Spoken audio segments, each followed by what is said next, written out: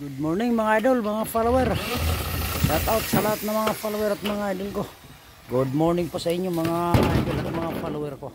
Happy Thursday sa inyo mga idol. Ito mga idol, may mapapansin na naman tayo. Ito mga idol, nandito po kami sa Marikina. Ayun yung bilag ko nung nakaraang buwan mga idol. Ay, nag-start na kami rito mga idol. Yan, mapapansin nyo mga idol, binabaklas namin yung laylayan ng yero dahil i-atras namin ito mga idol kasi magpapalit kami ng inside gutter. Yan, makapansin yung mga idol yan. Inside gutter din yan mga idol. Area na yan.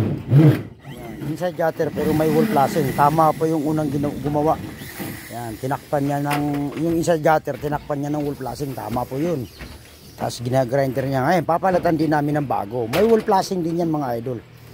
Yan. Yan, may screen sila. Mapapansin nyo, yan. Stainless cutter na ang ikakabit namin dito mga idol, yung area na yan. Yan.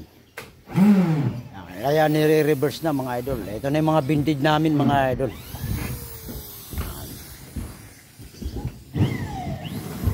Yan, mapapansin nyo, stainless ng box namin mga idol, yan. Tapos yung isa gutter stainless na. Ito yung mga capping, wall flashing, convert ng wall capping at saka wall flashing. Andito na lahat ng bindid mga idol, mga follower.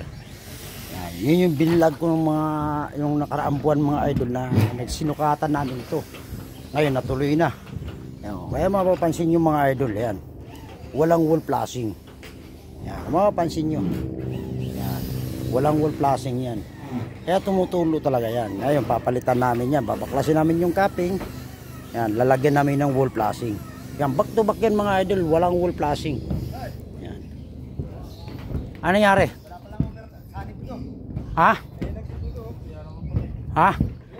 Nasaan na yung yero? Papakita natin. Kaya pala tumutulo.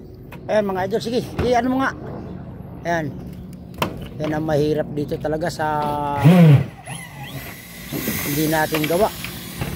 Tutulo talaga yan. Kasi ang sanib pala niya. Ngayon kung hindi mo binaklas yan, hindi natin nakikita. Yan ang malaking problema.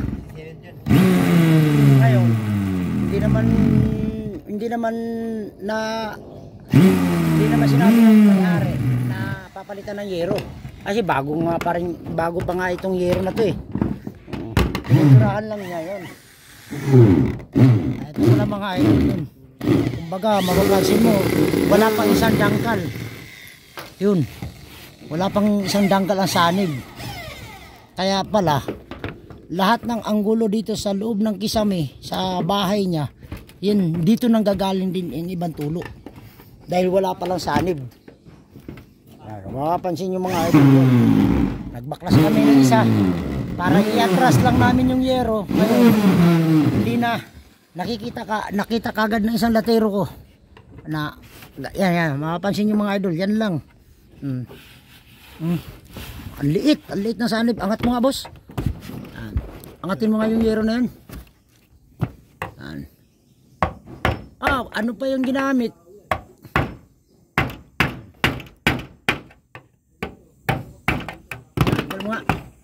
Ayan mga idol, may insulation siya, kaya pala basa na pumasok pala talaga tubig. Ayan mga idol, na dito nang gagaling din ibang tulo. Ayun kasi maliit lang ang sanib. Mapapansin nyo mga idol, yan yung mga unang gumawa nito mga idol. Ayan,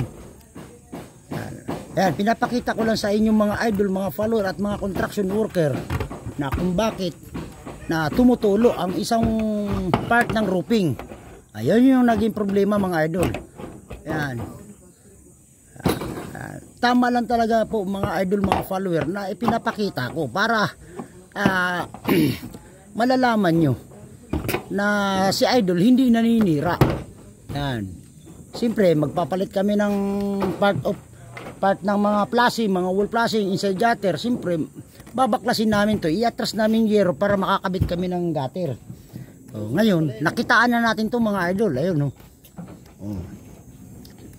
yun pala tingnan mo, talagang babagsak pala talaga yung mga insulation kasi ito yung tulo.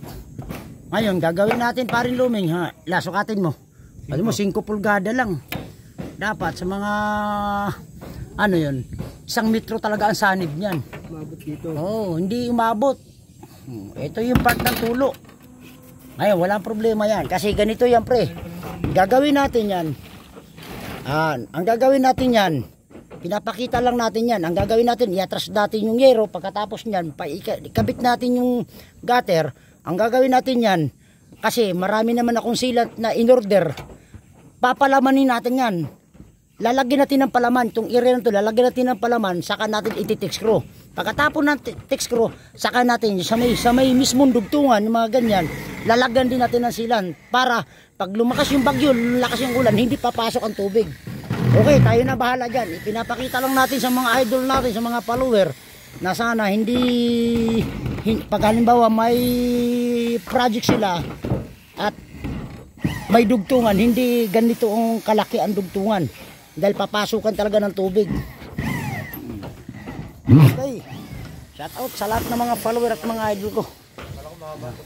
Kala ko talaga mahaba rin. Siyempre, nagsukat tayo rito.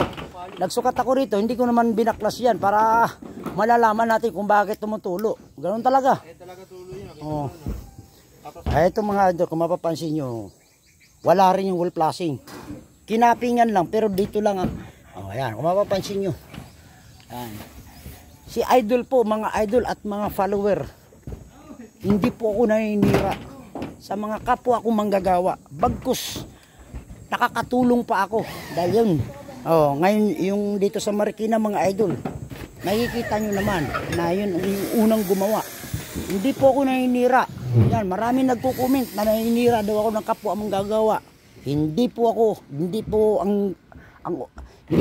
ko po ugali na maninira. Bagkus nakakatulong pa nga ako. Yan. Ay mga idol yan. Kung makapansin nyo, ayun. Walang wall flashing. Yan. Mapapansin nyo mga idol. Yan. Okay, shout out sa lahat ng mga follower at mga idol ko. Yan.